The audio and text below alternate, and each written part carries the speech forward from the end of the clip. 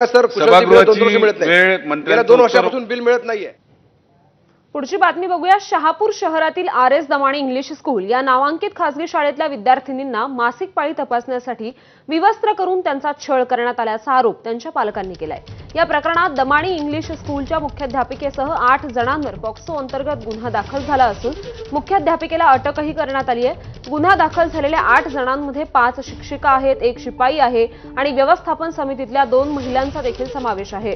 मुलींच्या स्वच्छतागृहात रक्ताचे डाग आढळल्यानंतर 10 ते 12 विद्यार्थिनींना अंतर्वस्त्र काढायला सांगून त्यांची तपासणी करण्यात आल्याचा पालकांचा आरोप आहे। संबंधित विद्यार्थिनींनी त्यांच्यासोबत झालेल्या प्रकाराची माहिती आपल्या पालकांना दिली। त्यानंतर संतप्त पालकांनी एकत्र येऊन शाळेच्या मुख्याध्यापिकेला घेराव घातला होता। त्यानंतर पालकांनी शहापूर पोलीस स्थानकात जाऊन मुख्याध्यापिकेवर गुन्हा दाखल करण्याची मागणी केली आहे। आज रोजी आपल्याला घटनेची माहिती मिळाली। आपण तात्काळ त्या शाळेमध्ये गेलो आणि त्यामध्ये पालकांची तक्रार घेऊन आपण पॉक्सो कायद्याअंतर्गत गुन्हा दाखल केलेला आहे आणि यामध्ये एकूण 8 जणांवरती गुन्हा दाखल करण्यात आला। यामध्ये मुख्याध्यापिका आहे, त्यानंतर काही शिक्षिका आहेत आणि पूर्ण शालेय प्रशासन, तिथलं जी काही शाळेची जी समिती आहे त्यातील काही लोकांवर गुन्हे दाखल करण्यात आलेले आहेत। तर शहापूर शाळेतल्या लांछनाचे विधिमंडळात देखील पडसाद उमटले। नाना पटोले, जितेंद्र आव्हाड आणि ज्योती गायकवाड यांनी सवाल उपस्थित केले। त्यावर या प्रकरणी कठोर कारवाई करणार असल्याची माहिती मंत्री गिरीश महाजन यांनी दिली आहे। अध्यक्ष महाराज, या घटनेला जवळपास 24 तास उलटून गेलेले आहेत। अध्यक्ष महाराज, कुठलंही काही नाही, काय चाललंय या महाराष्ट्रात अध्यक्ष महाराज? खरंच अध्यक्ष महाराज, आज मी पेपरला घटना वाचून आम्हालाच काही बरं वाटायला नाही। हा शाहू फुले आंबेडकरांचा महाराष्ट्र अध्यक्ष महाराज। अजूनही सावित्रीबाईवर अन्याय चाललाच आहे, हे बरोबर नाही अध्यक्ष महाराज। आणि म्हणून तुम्ही आदेश द्या, कारण की आताही आपल्याला कामकाजामध्ये सन्मान्य सदस्य नाना पटोलेजींनी जी माहिती आज सभागृहात दिली आहे ती अत्यंत गंभीर आहे। त्यामुळे शासनाची याची सखोल चौकशी करून उचित उपाययोजना करावी। तशी चौकशी आदेश दिलेले आहेत मुख्यमंत्र्यांनी।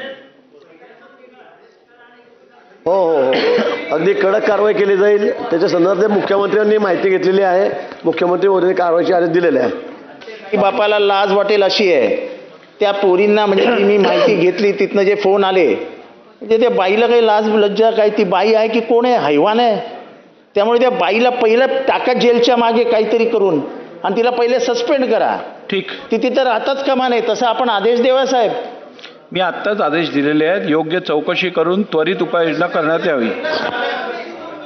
आपण तात्काळ कारवाई मला वाटतं झालेली असेल। माझ्या समोर विषय चाललेला होता। माननीय मुख्यमंत्री मंडळाचे कडक कारवाईचे आदेश दिलेले आहेत। आपण म्हणतात त्यापेक्षाही कडक कारवाई होईल। ठीक आहे, शासनाने या विषयातलं निवेदन करावं।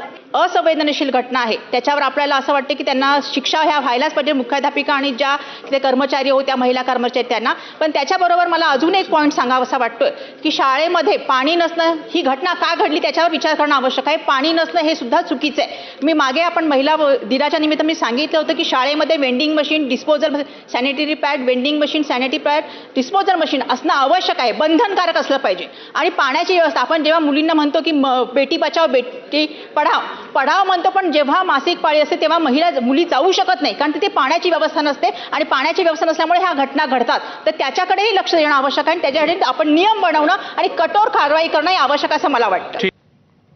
तर या संदर्भात राजकीय क्षेत्रातून काय काय प्रतिक्रिया आल्या आहेत आपण बघूयात।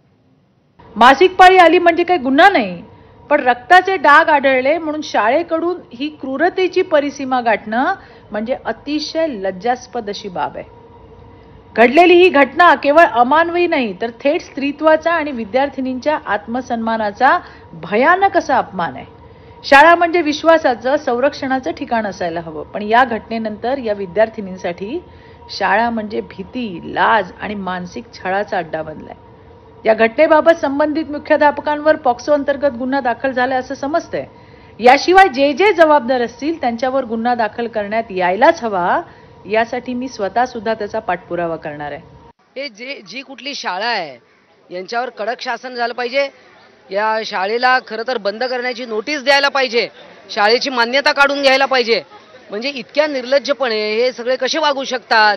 यांच्या घरी यांच्या आई बहीण यांना कोणी मासिक पाळी येत नाही का, असा थेट सवाल मी यांना विचारू इच्छिते। अत्यंत लाजिरवाणी लांछनास्पद ही बाब आहे। अशा प्रकारचा एक विषय कालही सन्माननीय सदस्य चित्राताई वाघ यांनी वरिष्ठ सभागृहामध्ये मांडला होता. आजही शहापूरला ही अशी घटना घडली असेल तर नक्कीच याच्यावर कठोर कारवाई होईल. कारण स्वतःच इथं बऱ्याच महिला पदाधिकारी वरिष्ठ सभागृहाच्या सदस्य आहेत. त्यामुळे निशिकांत दुबे सध्या बोलतायत, आपण थेट जाऊया. आप उसको जरा मारपीट